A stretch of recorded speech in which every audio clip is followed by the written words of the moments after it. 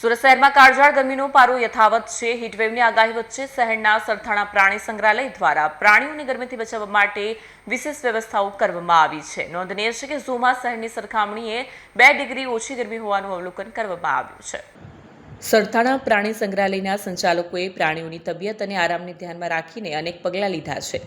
ઝૂના દરેક બિડાણમાં પ્રાણીઓ માટે સતત પાણીના ફુવારા ચાલુ રાખવામાં આવ્યા છે। ઉપરાંત કુલરની પણ વ્યવસ્થા કરવામાં આવી છે। પ્રાણીઓ ઠંડા પાણીમાં નાહી શકે તે માટે મોટા પાણીના ટગ પણ સતત ભરી રાખવામાં આવ્યા છે। આ વ્યવસ્થાનો સૌથી વધુ લાભ વાઘ, દીપડા અને રીંછ સહિતના તમામ પ્રાણીઓને થઈ રહ્યો છે। ઝૂની મુલાકાત લેનાર પ્રાણી પ્રેમીઓએ જોયું કે તડકા અને ગરમીમાં પણ પ્રાણીઓ ફુવારા નીચે મજા માણી રહ્યા છે। સુરતના તાપમાનમાં વધારો થતાં લોકો પ્રાણીઓને જોવા ઝૂ ખાતે પહોંચી રહ્યા છે। તેમના માટે પણ એવી વ્યવસ્થા કરવામાં આવી છે કે તેઓ પ્રાણીઓની નજીક જઈને તેમને હેરાન ન કરે। ઝૂ સંચાલનનો મુખ્ય ઉદ્દેશ્ય છે કે ગરમીના આ વધતા પારામાં કોઈપણ પ્રાણી અસ્વસ્થ ન થાય અને તેમને સંપૂર્ણ રાહત મળે।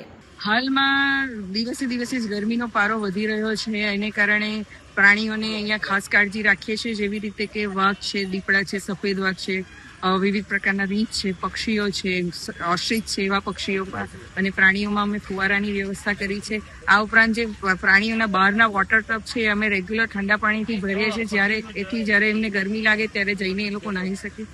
આ ઉપરાંત અમે એ લોકોને ફૂડમાં જે આપીએ છીએ વેજીટેબલ્સ અને ફ્રૂટ્સ, એમાં જ્યુસી ફ્રૂટ્સનો વધારે ઉપયોગ કરીએ છીએ, જેથી કરીને શરીરની અંદર પાણી જળવાઈ રહે। અને પાણીની અંદર, પીવાના પાણીની અંદર દરેક એનિમલની અંદર અમે ઇલેક્ટ્રોલ પાવડર આપતા હોય છે।